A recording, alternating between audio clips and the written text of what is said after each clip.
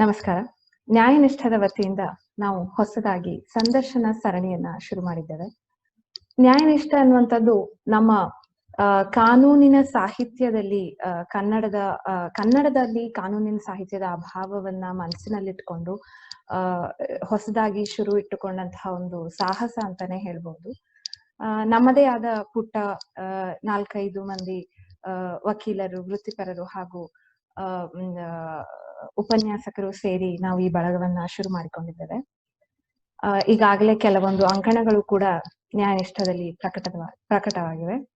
ಅಷ್ಟೇ ಅಲ್ಲದೆ ಅದರ ಜೊತೆಗೆ ನಮ್ಮ ಇವತ್ತಿನ ಜನಜೀವನಕ್ಕೆ ಪ್ರಸ್ತುತವಾದಂತಹ ಜನಸಾಮಾನ್ಯರಿಗೆ ಪ್ರಸ್ತುತವಾದಂತಹ ಕಾನೂನಿನ ಆಯಾಮವನ್ನ ಹೊಂದಿದಂತಹ ಸಾಮಾಜಿಕ ಸಮಸ್ಯೆಗಳ ಕುರಿತು ಕೂಡ ನಾವು ಈ ಒಂದು ವೆಬ್ಸೈಟ್ ನಲ್ಲಿ ಸಂದರ್ಶನಗಳಾಗಿ ಪರಿಣಿತರಿಂದ ನಾವು ಪಡ್ಕೊಂಡು ಪ್ರಸಾರ ಮಾಡ್ಬೇಕು ಅಂತ ಹೇಳಿ ಅನ್ಕೊಂಡಿದ್ವಿ.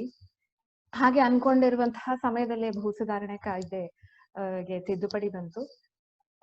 ಭೂ ಸುಧಾರಣೆ ಕಾಯ್ದೆ ಬಗ್ಗೆ ನಮ್ಮ ವೆಬ್ಸೈಟ್ ನಲ್ಲಿ ಈಗಾಗ್ಲೇ ಒಂದು ಅಂಕಣ ಬಂದಿದೆ. ಅದಲ್ಲದೆ ಅದಕ್ಕೆ ಪರ್ಯಾಯವಾಗಿ ಕೂಡ ಅಭಿಪ್ರಾಯವನ್ನ ನಾವು ಬಹಳ ದೊಡ್ಡದಾಗಿ ಕೇಳಿದ್ದೇವೆ. ಅದ್ರ ಬಗ್ಗೆ ಮಾತನಾಡ್ಲಿಕ್ಕೆ ಇವತ್ತು ನಮ್ಮ ಜೊತೆ ಡಾಕ್ಟರ್ ಶಶಿಭೂಷಣ್ ಹೆಗ್ಡೆ ಅವರು ಇದ್ದಾರೆ.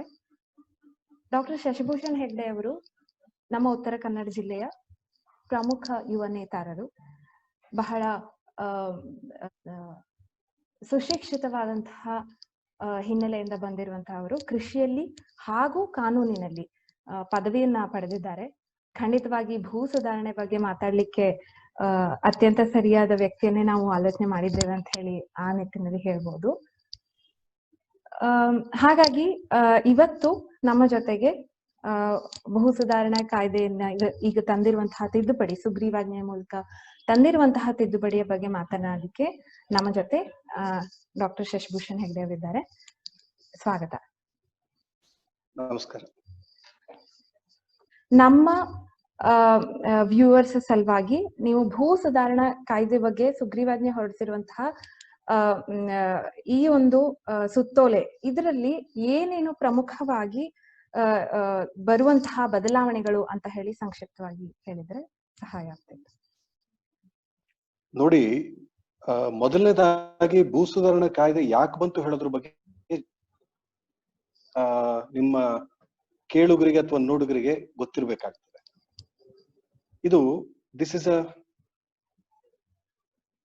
ಕೇಳ್ತಾ ಇದೆಯಾ?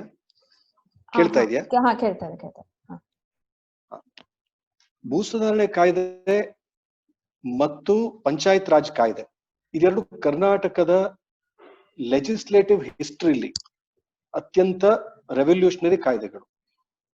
ಜನಜೀವನದ ಮೇಲೆ ಹೆಚ್ಚು ಪರಿಣಾಮವನ್ನ ಬೀರಿದಂತ, ಜನಜೀವನವನ್ನು ರೂಪಿಸ್ಲಿಕ್ಕೆ ಕಾರಣವಾದಂತ ಎರಡು ಲ್ಯಾಂಡ್ ಮಾರ್ಕ್ ಲೆಜಿಸ್ಲೇಷನ್ಸ್ ಯಾವ್ದಾದ್ರು ಇದ್ರೆ ಕರ್ನಾಟಕ ಅಸೆಂಬ್ಲಿ ಅಥವಾ ಕರ್ನಾಟಕದ ಶಾಸಕಾಂಗದ ಫ್ಲಾಗ್ಶಿಪ್ ಲೆಜಿಸ್ಲೇಷನ್ಸ್ ಇವೆರಡು.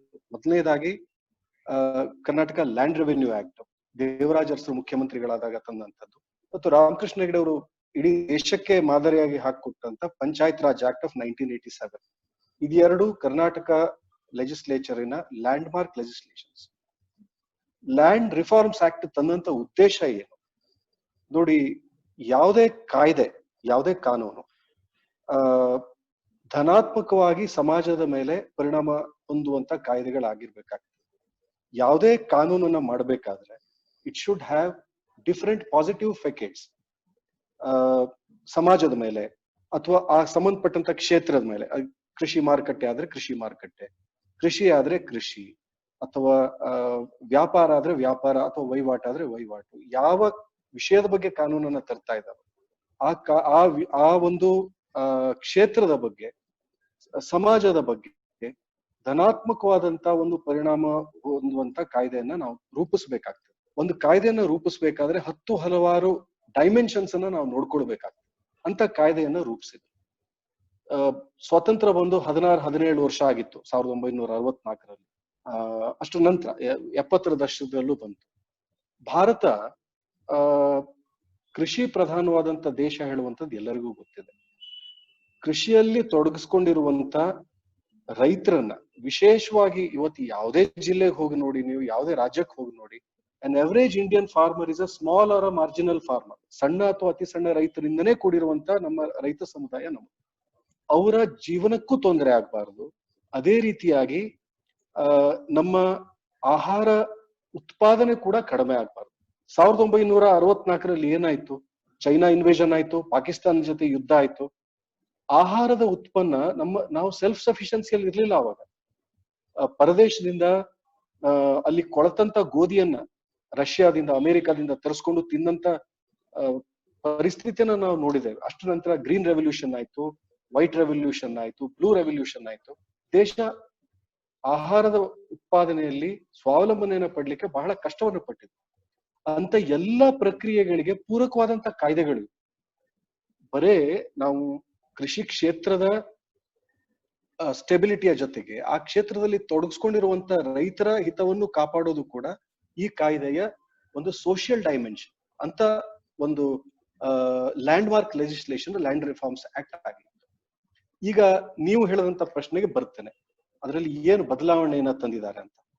ಸೆಕ್ಷನ್ 63 ಅನ್ನ, ಸೆಕ್ಷನ್ 79A-B-C ಅನ್ನ ಮತ್ತು ಸೆಕ್ಷನ್ 80 ಅನ್ನ ರಿಪೀಲ್ ಮಾಡಿದ್ದಾರೆ ಈ ಅಮೆಂಡ್ಮೆಂಟ್ ತರೋದ್ರ ಮೂಲಕ.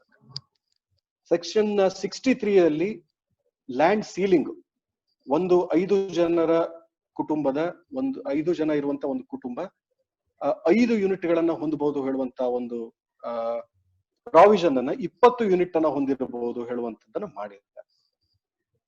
ಅದು 56 ಎಕರೆ ಸೀಲಿಂಗ್ ಇದ್ದಿದ್ದು ಈಗ 108 ಎಕರೆವರೆಗೆ ಹೋಗಿದೆ. ಸೀಲಿಂಗ್ ಅನ್ನ ತೆಗೆದಿದ್ದಾರೆ ಅಥವಾ ಕಡಿಮೆ ಮಾಡಿದ್ದಾರೆ. ಇದು ಒಂದ್ ಕಡೆ, ಇದು ಅಷ್ಟೊಂದು ಫಾರ್ ರೀಚಿಂಗ್ ಎಫೆಕ್ಟ್ ಅನ್ನ ಹೊಂದಿದೆ ಅಂತ ನಾನು ಅನ್ಕೊಳ್ಳೋದಿಲ್ಲ. But the point of contention is repealing of section 79A-B-C ಮತ್ತು 80. ಇದರಲ್ಲಿ ಏನ್ ಹೇಳ್ತದೆ? 79A ಹೇಳುವಂತದ್ದು, ಅದರಲ್ಲಿ AB ಮುಖ್ಯ, C is a penal provision. 79A ಯಾವ ಕುಟುಂಬದ ಕೃಷಿಯೇತರ ಆದಾಯ 25 ಲಕ್ಷಕ್ಕಿಂತ ಜಾಸ್ತಿ, ಅದು ಮುಂಚೆ 2 ಲಕ್ಷ ಇತ್ತು, 2015ರಲ್ಲಿ ಸಿದ್ದರಾಮಯ್ಯನವರ ಸರ್ಕಾರ ಅದನ್ನು 25 ಲಕ್ಷಕ್ಕೆ ಏರಿಸಿದೆ. 25 ಲಕ್ಷಕ್ಕಿಂತ ಜಾಸ್ತಿ ಕೃಷಿಯೇತರ ಉತ್ಪನ್ನ ಹೊಂದಿದವರು ಕೃಷಿ ಭೂಮಿಯನ್ನ ಖರೀದಿ ಮಾಡಬಾರದು ಹೇಳುವಂತದ್ದು. 79B ಯಾರು ಕೃಷಿ ಭೂಮಿಯನ್ನ ಹೋಲ್ಡ್ ಮಾಡ್ಲಿಕ್ಕೆ ಸಾಧ್ಯ ಇಲ್ಲ ಹೇಳುವಂತದ್ದು. ಅದರಲ್ಲಿ ಏನಿತ್ತು ಅಂತಂದ್ರೆ, ಈ ಯಾರು ಸ್ವಯಂ ಕೃಷಿಯನ್ನ ಮಾಡೋದಿಲ್ಲ, ಸ್ವಂತ ಕೃಷಿಯನ್ನ ಯಾರು ಮಾಡೋದಿಲ್ವೋ ಅವನು ಕೃಷಿ ಭೂಮಿಯನ್ನ ಹೊಂದಿರಬಾರ್ದು ಹೇಳುವಂತ ಪ್ರಾವಿಷನ್ ಇತ್ತು 79B ದಲ್ಲಿ. ಅದ್ರ ಜೊತೆಗೆ ಕೆಲವು ಸಂಘ ಸಂಸ್ಥೆಗಳು, ಕಾರ್ಪೊರೇಟ್ ಹೌಸಸ್, ಕಂಪನಿಗಳು, ಸಂಘ ಸಂಸ್ಥೆಗಳು ಕೃಷಿ ಭೂಮಿಯನ್ನ ಹೊಂದಿರಬಾರದು ಹೇಳುವಂಥದ್ದು. ಸೆಕ್ಷನ್ 80 ಯಾರಿಗೆ ಕೃಷಿ ಭೂಮಿಯನ್ನ ಟ್ರಾನ್ಸ್ಫರ್ ಮಾಡಬಾರದು ಹೇಳುವಂತ ಪ್ರಾವಿಷನ್ಸ್ ಇದೆ. ಈ 3 ಪ್ರಾವಿಷನ್ ಗಳನ್ನ ಮೊನ್ನೆ ಆರ್ಡಿನೆನ್ಸ್ ತರೋದ್ರ ಮೂಲಕ ಸರ್ಕಾರ ಅದನ್ನ ರದ್ದು ಮಾಡಿದೆ. ಇನ್ನು ಇದರ ತಿರುಳನ್ನ ಹೇಳಬೇಕು ಅಂತಂದ್ರೆ, ಈ 3 ಪ್ರಾವಿಷನ್ ಗಳನ್ನ, ಈ 63, 79 ಮತ್ತು 80 ಇವುಗಳನ್ನ ರದ್ದು ಮಾಡೋದ್ರ ಮೂಲಕ ಆ ಕಾನೂನಿನ ಆತ್ಮವನ್ನೇ ಸರ್ಕಾರ ಕಿತ್ಕೊಂಡಿದೆ. ಇನ್ನು ಆ ಕಾಯ್ದೆ ಇದ್ರೇನು ಬಿಟ್ರೇನು, it has become a redundant act. ಇದು ಇನ್ ನಟ್ಶೆಲ್ ಈ ಆರ್ಡಿನೆನ್ಸಿನ ಸ್ವರೂಪ. ಇದಕ್ಕೂ ಮುಂಚೆ, ಈಗ ಇದಕ್ಕೆ ಪೂರಕವಾಗಿ ನಾನು ಹೇಳ್ತೇನೆ, ಅದು ಯಾಕೆ ಹೇಳುವಂತದ್ರ ಬಗ್ಗೆ ಆಮೇಲೆ ಮಾತಾಡೋಣ. ಇದೇ ರೀತಿ ಮೇ 15ಕ್ಕೆ ಕೃಷಿ ಮಾರುಕಟ್ಟೆ ಕಾಯ್ದೆ, APMC ಕಾಯ್ದೆ ಅಂತ ಹೇಳುವಂತ ಕಾಯ್ದೆ, ಅದು ಕೂಡ 1964ರಲ್ಲಿ ಜಾರಿಗೆ ಬಂದಂತದ್ದು, ರೈತರ ಹಿತವನ್ನ ಕಾಪಾಡುವಂತ ಒಂದು ಆಕ್ಟ್. ಅದನ್ನು ಕೂಡ ಸೆಂಟ್ರಲ್ ಲೆಜಿಸ್ಲೇಷನ್ ಮೂಲಕ ಒಂದು ಕೇಂದ್ರದವರು ಒಂದು 2017ರಲ್ಲಿ ಒಂದು ಕಾಯ್ದೆಯನ್ನ, ಮಾಡೆಲ್ ಕಾಯ್ದೆ ಅಂತ ರೂಪಿಸಿ ಪ್ರತಿ ರಾಜ್ಯ ಸರ್ಕಾರದ ಮೇಲೂ ಒತ್ತಡ ತಂದ್ರು, ಇದನ್ನ ಜಾರಿಗೆ ತನ್ನಿ ಹೇಳುವಂತದ್ದು. ಅದನ್ನು ಕೂಡ ಆರ್ಡಿನೆನ್ಸ್ ಮೂಲಕ ಜಾರಿಗೆ ತಂದು ಸ್ಟೇಟ್ ರೆಗ್ಯುಲೇಷನ್ ಅನ್ನ ತೆಗೆದು ಹಾಕಿದ್ದಾರೆ. ಇವತ್ತು ರೈತನಿಗೆ ಸರ್ಕಾರದ ಸಪೋರ್ಟ್ ಏನಿದೆ APMC ಮೂಲಕ ಅದನ್ನ ಕಿತ್ಕೊಂಡು ಹಾಕಿದ್ದಾರೆ. ರೈತ ಸಮುದಾಯ, ಆಮೇಲೆ ಸಂಘ ಸಂಸ್ಥೆಗಳು, ಇವೆಲ್ಲರ ವಿರೋಧದ ನಡುವೆ ಕೂಡ APMC ಆಕ್ಟ್ ಅನ್ನ ಹಾಗೂ ಲ್ಯಾಂಡ್ ರಿಫಾರ್ಮ್ಸ್ ಆಕ್ಟ್ ಅನ್ನ ಹಿಂಬಾಗಿಲಿನಿಂದ ಆರ್ಡಿನೆನ್ಸ್ ಮೂಲಕ ಜಾರಿಗೆ ತಂದಿದ್ದಾರೆ. ಇದು ಡೆಮೋಕ್ರೆಟಿಕ್ ವ್ಯವಸ್ಥೆಗೆ ಹೊಂದೋದೂ ಅಲ್ಲ. ಏನಂತ ಈಗ ಆರ್ಡಿನೆನ್ಸ್ ಅನ್ನ ಯಾಕೆ ತರ್ತಾರೆ ಹೇಳಿ? ಆರ್ಡಿನೆನ್ಸ್, ಸುಗ್ರೀವಾಜ್ಞೆನ ಯಾಕೆ ತರ್ತಾರೆ? ಯಾವ್ದಾದ್ರು ಒಂದು ಹೌಸಿನ ಸಸ್ಪೆಂಡ್ ಆಗಿದ್ರೆ ಅಥವಾ ಮತ್ತೆ ರೀಕನ್ವೀನ್ ಆಗ್ಲಿಕ್ಕೆ ಬಹಳ ಟೈಮ್ ತಗೊಳ್ಳುವಂತದ್ದಿದ್ರೆ ಮತ್ತು ಯಾವ ಕಾಯ್ದೆಯನ್ನ ಮಾಡ್ಲಿಕ್ಕೆ ಹೊರಟಿದ್ದೀರಿ ಆ ಕಾಯ್ದೆ ಅದರ ಪರಿಣಾಮಗಳು ಎಮರ್ಜೆನ್ಸಿ ಇದ್ರೆ, ಉದಾಹರಣೆಗೆ ಯುದ್ಧದ ಟೈಮ್, ಡಿಫೆನ್ಸ್ ಗೆ ಸಂಬಂಧಪಟ್ಟಂತೆ ಯಾವ್ದಾದ್ರು ಲೆಜಿಸ್ಲೇಷನ್ ಮಾಡಬೇಕು. ಈಗ ದೇಶದಲ್ಲೆಲ್ಲ ಕೋವಿಡ್ ಪ್ಯಾಂಡಮಿಕ್ ನಡೀತಾ ಇದೆ. ಕೋವಿಡ್ ಪ್ಯಾಂಡಮಿಕ್, ಈ ತರ ಪ್ಯಾಂಡಮಿಕ್ ಬಂದಾಗ ರಾಜ್ಯವನ್ನ ದೇಶವನ್ನ ಕಾಪಾಡ್ಲಿಕ್ಕೆ ಯಾವ್ದಾದ್ರು ಒಂದು ಸೂಕ್ತವಾದಂತ ಲೆಜಿಸ್ಲೇಷನ್ ತರಬೇಕಾಗಿದೆ. ಹೌಸ್ ಸಿಟ್ಟಿಂಗ್ ಅಲ್ಲಿ ಇಲ್ಲ.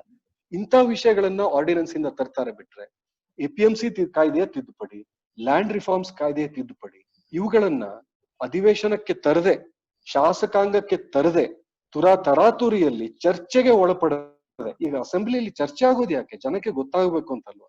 ಜನಕ್ಕೆ ಆ ಕಾಯ್ದೆಯ ಅಮೆಂಡ್ಮೆಂಟಿನ ಪ್ರೋಸು ಕಾನ್ಸು ಏನು ಅಂತ ಜನಕ್ಕೆ ಗೊತ್ತಾಗ್ಬೇಕಲ್ಲ. ಜನ ಕೂಡ ತನ್ಮೂಲಕ ಆ ಡಿಬೇಟ್ ಅಲ್ಲಿ ಪಾಲ್ಗೊಳ್ಬೇಕು. ಅದು ಡಿಬೇಟ್ ನಡೆಯುವಂತದ್ದು, ಹೌಸ್ ಅಲ್ಲಿ ನಡೆಯುವಂತ ಡಿಬೇಟ್ ಏನಿದೆ, it's a reflection of people's debate. ನಾವು ಜನ ಏನ್ ಇಲ್ಲಿ ಚರ್ಚೆ ಮಾಡ್ತೀವಿ ಅದನ್ನ ನಮ್ಮ ಪ್ರತಿನಿಧಿಗಳು ಅಲ್ಲಿ ಅದನ್ನ ತಲುಪಿಸ್ತಾರೆ.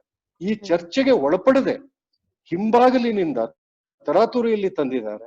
ತನ್ಮೂಲಕ ಕರ್ನಾಟಕದ ಒಂದು ಫ್ಲಾಗ್ಶಿಪ್ ಲೆಜಿಸ್ಲೇಷನ್ ಆದಂತ ಲ್ಯಾಂಡ್ ರಿಫಾರ್ಮ್ಸ್ ಆಕ್ಟ್ ನ ಆತ್ಮವನ್ನೇ ಕಿತ್ತಾಕಿದೆ. ಇದು ಮೂಲಭೂತವಾಗಿ ಆಗಿರುವಂತ ಏನು ಪರಿಣಾಮಗಳು. ಇದರ ಎಫೆಕ್ಟ್ಸ್ ಏನಿದೆ ಬಹಳ ಫಾರ್ ರೀಚಿಂಗ್ ಇದೆ. ಲೆಜಿಸ್ಲೇಟಿವ್ ವಿಚಾರದಷ್ಟೇ ಅಲ್ಲ, ಇದರ ಬೇರೆ ಬೇರೆ ಆಂಗಲ್ಸ್ ನಾವು ನೋಡಿದ್ರೆ ಬಹಳ ಗಂಭೀರವಾದಂತ ಪರಿಣಾಮವನ್ನ ಇದು ಹೊಂದುತ್ತೆ. ಹೇಗೆ ಹೇಳುವಂತದ್ದನ್ನು ಹೇಳ್ತೇನೆ. ನೀವು ಪ್ರಶ್ನೆ ಕೇಳಿದ್ಮೇಲೆ ಹೇಳ ಅಥವಾ ಈಗಲೇ? ಹೇಳಿ ಹೇಳಿ. ನೋಡಿ, ಒಬ್ಬ ಕಾಯ್ದೆಯ ವಿದ್ಯಾರ್ಥಿಯಾಗಷ್ಟೇ ಅಲ್ಲ, ಕೃಷಿ ವಿದ್ಯಾರ್ಥಿಯಾಗೂ ಕೂಡ ನಾನು ಈ ಮಾತನ್ನು ಹೇಳ್ತೇನೆ. ಭಾರತವನ್ನ ಆಳವರು ಈ ವಿಷಯವನ್ನ ಅರ್ಥ ಮಾಡ್ಕೊಂಡಿರ್ಬೇಕು ಅಂತ ನಾನು ಅನ್ಕೊಂಡಿದ್ದೇನೆ. ಮಾಡ್ಕೊಳ್ಳಿಲ್ಲ ಅಂತಂದ್ರೆ ಇನ್ನೂ ಕಾಲ ಮಿಂಚಿಲ್ಲ ಮಾಡ್ಬೇಕು. We constitute 20% of global population. ಇಡೀ ಜಗತ್ತಿನ ಜನಸಂಖ್ಯೆಯ 20% ಭಾರತ ದೇಶದಲ್ಲಿದೆ. ಆದ್ರೆ ಇಡೀ ಜಗತ್ತಿನಲ್ಲಿರುವಂತ ಏರೇಬಲ್ ಲ್ಯಾಂಡ್, ಕೃಷಿಗೆ ಯೋಗ್ಯವಾದಂತ ಜಾಗ ಎಷ್ಟಿದೆ? ಜಗತ್ತಿನ 3-4% ಒಳಗಡೆ ಇದೆ ನಮ್ಮಲ್ಲಿ. ಅಂದ್ರೆ ಜನರ ಹೊಟ್ಟೆ ಹೊರೆಯುವಂತ ಒತ್ತಡ ಭಾರತದ ಮೇಲೆ ಬಹಳ ದೊಡ್ಡ ಪ್ರಮಾಣದಲ್ಲಿ. We cannot afford to lose our food production. ಮತ್ತೆ ನಾವು ಈಗಾಗಲೇ 2001ನೇ ಇಸ್ವಿ ನಂತರ food production is going down. Food grains ಏನಿದೆ ಅದರ ಉತ್ಪಾದನೆ ಏನಿದೆ ಕಡಿಮೆ ಆಗ್ತಾ ಇದೆ. ಕಳೆದ ವರ್ಷ ನಾವು ಪಾಕಿಸ್ತಾನದಿಂದ ಸಕ್ಕರೆಯನ್ನ ಆಮದು ಮಾಡ್ಕೊಂಡಂತ ವಿಚಾರವನ್ನ ಮತ್ತೆ ನಾನು ನೆನ್ಪು ಮಾಡ್ಲಿಕ್ಕೆ ಹೋಗೋದು. ಆಹಾರ ಉತ್ಪಾದನೆಯ ಯೋಗ್ಯವಾದಂತ ಭೂಮಿ ನಮ್ಮಲ್ಲಿ ಕಡಿಮೆ ಇದ್ದು ಜನಸಂಖ್ಯೆ ಹೆಚ್ಚಿರೋದಕ್ಕಾಗಿ ಆಹಾರ ಉತ್ಪಾದನೆಯ ಬಗ್ಗೆ ನಾವು ಬಹಳ ಗಂಭೀರವಾದಂತ ಗಮನವನ್ನು ಹರಿಸಬೇಕಾಗ್ತದೆ. ಯಾವ ದೇಶ ಫುಡ್ ಪ್ರೊಡಕ್ಷನ್ ಅಲ್ಲಿ ಸ್ವಾವಲಂಬತೆಯನ್ನ ಕಳ್ಕೊಳ್ತದೆಯೋ ಆ ದೇಶ ದೊಡ್ಡ ಭವಿಷ್ಯವನ್ನು ಹೊಂದಿರೋದಿಲ್ಲ. ಈಗ ಏನಾಗ್ತದೆ, ಇದ್ರ ಪರಿಣಾಮ ಏನಾಗ್ತದೆ ನೋಡಿ. 79A, B, C ರದ್ದು ಮಾಡಿರೋದ್ರಿಂದ ಕೃಷಿ ಸಂಬಂಧ ಪಡದೆ ಹೋದಂತ ಜನ ಕೂಡ ಕೃಷಿ ಭೂಮಿಯನ್ನ ಸುಲಭವಾಗಿ ಖರೀದಿ ಮಾಡ್ಲಿಕ್ಕೆ ಸಾಧ್ಯ ಇದೆ. ಈಗ ಬಟ್ಟೆ ವ್ಯಾಪಾರವನ್ನ ಮಾಡ್ಕೊಂಡಂತವನು, ಹೋಟೆಲ್ ಉದ್ಯಮವನ್ನು ಮಾಡ್ಕೊಂಡಂತವನು, ಕಾಂಟ್ರಾಕ್ಟ್ ಅನ್ನ ಮಾಡ್ಕೊಂಡಿದ್ದಂತವನು ಈ ಜಾಗವನ್ನ ಖರೀದಿ ಮಾಡ್ತಾರೆ ರೈತರ ಹತ್ರ, ಕೃಷಿ ಭೂಮಿಯನ್ನು. ಅವನು ಕೃಷಿಯನ್ನ ಮಾಡ್ತಾನ, ಅದ್ರಲ್ಲಿ ಕಾಮನ್ ಸೆನ್ಸ್ ಇಂದ ಹೇಳಿ ಮಾಡ್ತಾನ. ಅವರು what they are bothered about is ಏನು ರಿಟರ್ನ್ ಆನ್ ಇನ್ವೆಸ್ಟ್ಮೆಂಟ್ ಏನಿದೆ ನೋಡ್ತಾರೆ. ತಾವು ಹಾಕದಂತ 100 ರೂಪಾಯಿ ಯಾವ ಕ್ಷೇತ್ರದಲ್ಲಿ ಜಾಸ್ತಿ ದುಡಿತದೆ ಹೇಳುವಂತದ್ದನ್ನ ನೋಡ್ತಾರೆ. ಸ್ವಾಭಾವಿಕವಾಗಿ ಕೃಷಿ ಭೂಮಿಯನ್ನ ತೆಗೆದುಕೊಂಡು, ನಾನು ಇನ್ನೊಂದು ಮಾತನ್ನ ಹೇಳಲಿಕ್ಕೆ ಮರ್ತಿದ್ದೆ, what is the safeguard against the conversion. ಈಗ ಕೃಷಿ ಭೂಮಿಯನ್ನ ತೆಗೆದುಕೊಂಡಿದ್ದಾರೆ, ಆ ಕೃಷಿ ಭೂಮಿಯನ್ನ ತೆಗೆದುಕೊಂಡು ಅದನ್ನ ಕೃಷಿಯೇತರ ಚಟುವಟಿಕೆಗಳಿಗೆ ಮಾರ್ಪಾಡು ಮಾಡೋದಕ್ಕೆ ಏನಾದ್ರು ಅಥವಾ ಮಾರ್ಪಾಡು ಮಾಡದೇ ಇರೋದಕ್ಕಾಗಿ ಯಾವ್ದಾದ್ರು ಸೇಫ್ ಗಾರ್ಡ್ ಇಟ್ಟಿದ್ದಾರೆ? ಈಗ ನಾಳೆ ನೀವು ಇಲ್ಲಿ ಇಂಟರ್ಫಿಯರ್ ಮಾಡ್ತಾ ಇಲ್ಲ, ಜಸ್ಟ್ ಪೂರ್ವಕವಾಗಿ ಹೇಳ್ತಾ ಇದ್ದಾನೆ. ಇಲ್ಲಿ ಕೇರಳ ಇದ್ರಲ್ಲಿ ಕೇರಳ ಪ್ಯಾಡಿ ಲ್ಯಾಂಡ್ ಕನ್ವರ್ಷನ್ ಗೆ ಇದನ್ನ ನಿಷೇಧ ಹೇರಿರುವಂತಹ ಒಂದು ಕಾನೂನು ಇದೆ ಕೇರಳದಲ್ಲಿ. ಅಂತಹ ಒಂದು ಕಾನೂನು ಕರ್ನಾಟಕದಲ್ಲಿ ನನ್ನ ತಿಳುವಳಿಕೆ ಮಟ್ಟಿಗೆ ಇಲ್ಲ. ಖಂಡಿತವಾಗಿಲ್ಲ.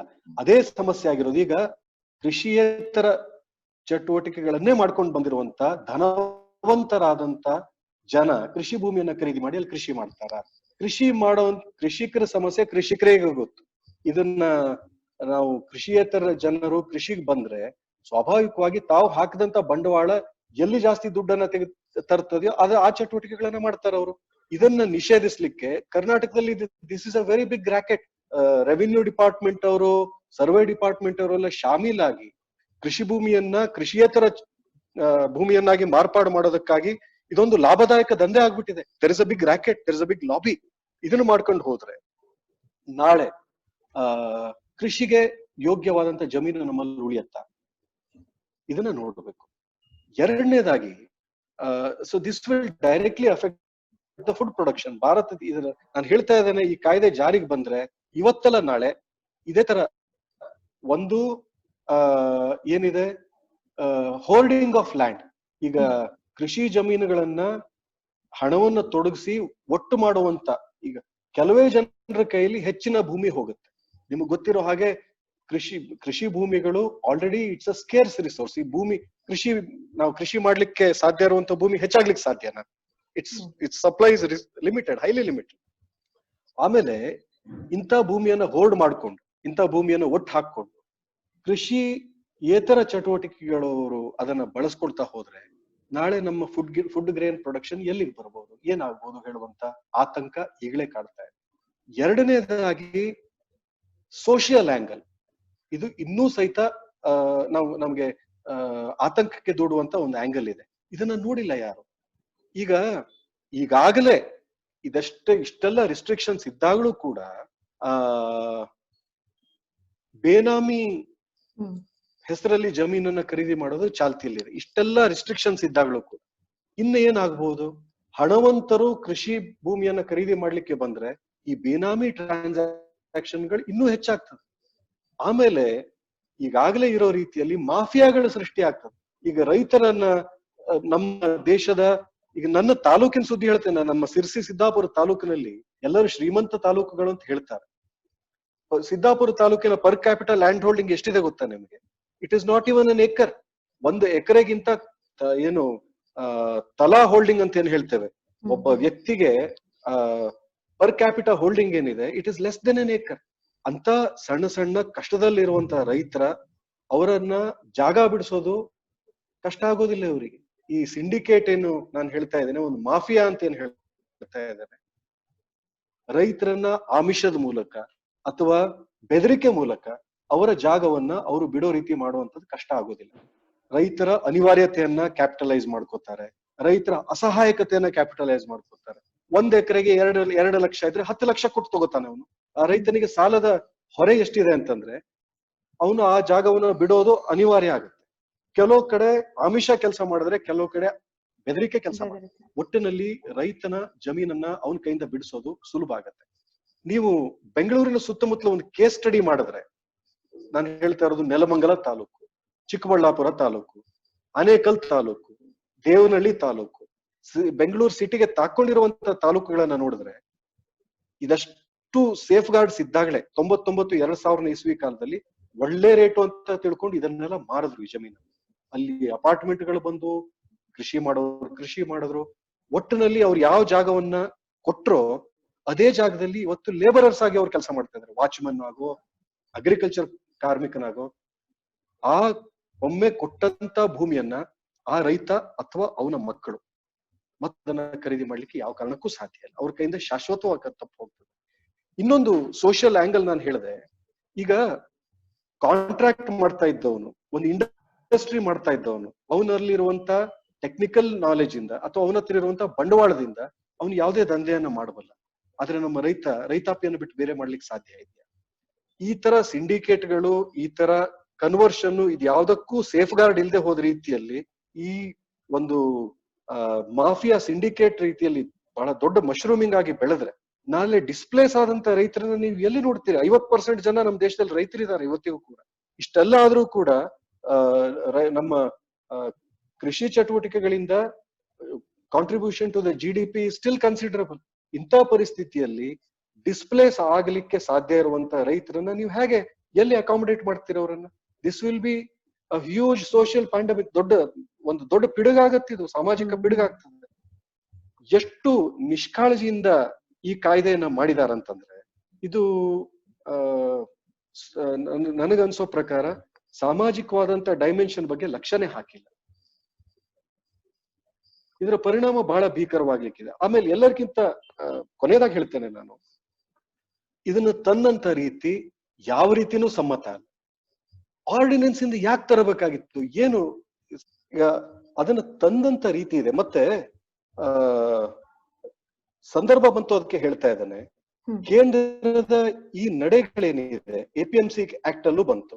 APMC ಆಕ್ಟ್ ಅನ್ನ ಒಂದು ಕೇಂದ್ರ ಸರ್ಕಾರ ರಾಜ್ಯಕ್ಕೆ ಸಂಬಂಧಪಟ್ಟಂತ ವಿಷಯದಲ್ಲಿ, APMC is a state list ಅಲ್ಲಿ ಬರುವಂತದ್ದು.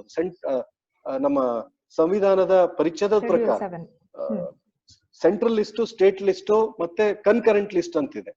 APMC ಆಮೇಲೆ ಲ್ಯಾಂಡ್ ರಿಫಾರ್ಮ್ಸ್ ಇವೆಲ್ಲ ಕೂಡ ರಾಜ್ಯದ ವ್ಯಾಪ್ತಿಯಲ್ಲಿ ಬರುವಂತದ್ದು.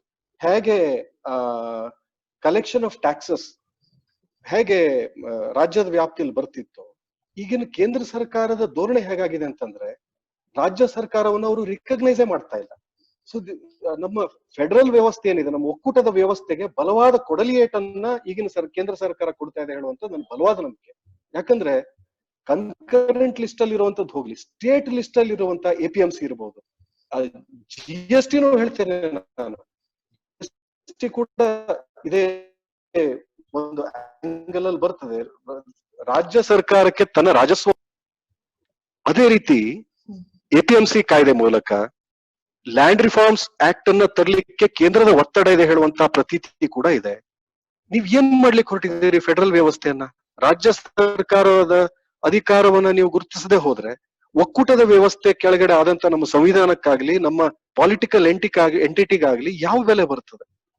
ಇದನ್ನ ಖಂಡಿತ ಒಪ್ಲಿಕ್ ಸಾಧ್ಯ ಇಲ್ಲ. ಕೇಂದ್ರ ರಾಜ್ಯದ ಕಾನೂನನ್ನ ಯಾವ ರೀತಿ ಇರಬೇಕು ಅಂತ ಹೇಳಿ ಕೇಂದ್ರ ತೀರ್ಮಾನ ಮಾಡಿದ್ರೆ ನಮ್ಮಲ್ಲಿ ಸರ್ಕಾರ ಯಾಕೆ ಆಗಿದೆ, ಒಕ್ಕೂಟ ವ್ಯವಸ್ಥೆ ಯಾಕೆ? This very concept it self is flawed. ಕೇಂದ್ರ ಸರ್ಕಾರ ಯಾವ ಕಾರಣಕ್ಕೂ ರಾಜ್ಯದಲ್ಲಿ ಯಾವುದೇ ಸರ್ಕಾರ ಇರಲಿ, ಅಲ್ಲಿ ತಮ್ಮ ಪಕ್ಷದ ಸರ್ಕಾರ ಇದೆ ಅಂತ ಹೇಳಿ ಅದನ್ನ ಡಿಕ್ಟೇಟ್ ಮಾಡಿದ್ರೆ they are insulting the very federal structure of this country. ಅದನ್ನ ನಾವು ಒಪ್ಲಿಕ್ ಸಾಧ್ಯ ಇಲ್ಲ. ಎರಡನೇದಾಗಿ, ಯಾವುದೇ ಇಂಥ ಫಾರ್ ರೀಚಿಂಗ್ ಎಫೆಕ್ಟ್ ಇರುವಂತ ಕಾನೂನನ್ನ, ಎಮರ್ಜೆಂಟ್ ಅಲ್ಲದೆ ಹೋದಂತ ಕಾನೂನನ್ನ, ಏನಂತ ಅನಿವಾರ್ಯತೆ ಏನಿತ್ತು ಗಡಬಡೆಯಿಂದ ತರುವಂತದ್ದು? ಹೌಸ್ ಮುಂದೆ ತರಬೇಕಾಗಿತ್ತು ಇದನ್ನ. ಇನ್ನು ಮುಂಚೆನೆ ಈಗ ಕೋವಿಡ್ ನಡೀತಾ ಇದೆ, ಅರ್ಧಕ್ಕರ್ಧ ದೇಶ ಲಾಕ್ ಡೌನ್ ಹಾಕೊಂಡಿದೆ. ಯಾರ ಜಮೀನನ್ನ ತಗೋತಾರೆ, ಯಾರ ಜಮೀನನ್ನ ಮಾರ್ತಾರೆ? ಏನು ಆಕಾಶ ಕಳ್ಸಿ ಬಿಡ್ತಿತ್ತ ಇದನ್ನ ಹೌಸ್ ಮುಂದೆ ತಂದಿದ್ರೆ? ಸುಗ್ರೀವಾಜ್ಞೆ ತರುವಂತ ಅಗತ್ಯ ಏನಿತ್ತು? ಸಾಮಾನ್ಯ ಜನಕ್ಕೆ ಏನು ನಂಬಿಕೆಯನ್ನ ತಂದ್ಕೊಡ್ತದೆ ಇದು? ಖಂಡಿತವಾಗಿ ಸಮಥಿಂಗ್ ಇಸ್ ಫಿಶಿ. ಏನೋ ದೊಡ್ಡ ಪ್ರಮಾಣದ ಡೀಲ್ ನಡೆದಿದೆ, ಭ್ರಷ್ಟಾಚಾರ ಹೇಳುವಂತ ಅನುಮಾನಕ್ಕೆ ಆಸ್ಪದ ಮಾಡ್ಕೊಡೋದಿಲ್ವಾ ಇದು? ಅಂತ ಎಮರ್ಜೆನ್ಸಿ ಏನಿತ್ತು? ಹೌಸ್ ಮುಂದೆ ಬರಬೇಕಾಗಿತ್ತು, ಪೂರ್ವಾಪರ ಚರ್ಚೆ ನಡೀಬೇಕಾಗಿತ್ತು, ಜನಕ್ಕೆ ಇದ್ರ ಬಗ್ಗೆ ತಿಳುವಳಿಕೆ ಬರ್ತಿತ್ತು. ಆಗ ಈ ಅಮೆಂಡ್ಮೆಂಟ್ ಗಳನ್ನ ಆವಾಗ ಸರ್ಕಾರ ಯಾವ ಸರ್ಕಾರ ಇದೆ ಆ ಸರ್ಕಾರದ ಪಕ್ಷದಿಂದನೇ ಚುನಾಯಿತರಾದಂತ ಸದಸ್ಯರು ಕೂಡ ಇದನ್ನ ವಿರೋಧ ಮಾಡ್ಲಿಕ್ಕೆ ಅವಕಾಶ ಇತ್ತು ಹೌಸ್ ಅಲ್ಲಿ ಬಂದಾಗ. ಸೊ ಅಮೆಂಡ್ಮೆಂಟ್ ಮಾಡಬೇಕು ಅಂತಿದ್ರು ಕೂಡ ಅದರ ಬೇರೆ ಬೇರೆ ಆಂಗಲ್ಗಳು, ಫೇಕೇಡ್ಗಳು ಜನರ ಮುಂದೆ ಹೌಸ್ ಮುಂದೆ ಬಂದಾಗ ಈ ತಿದ್ದುಪಡಿಗೆ ಏನಾದ್ರೂ ಒಂದು ಧನಾತ್ಮಕವಾದಂತ ಅಂಶಗಳು ಬರ್ತಿದ್ವೇನೋ. ಅದು ಬಿಟ್ಕೊಂಡು ಕೇಂದ್ರ ಸರ್ಕಾರದ ಒತ್ತಡ ಇದೆ ಅಂತ ಹೇಳಿ the whole system becomes a ಫಾರ್ಸ್.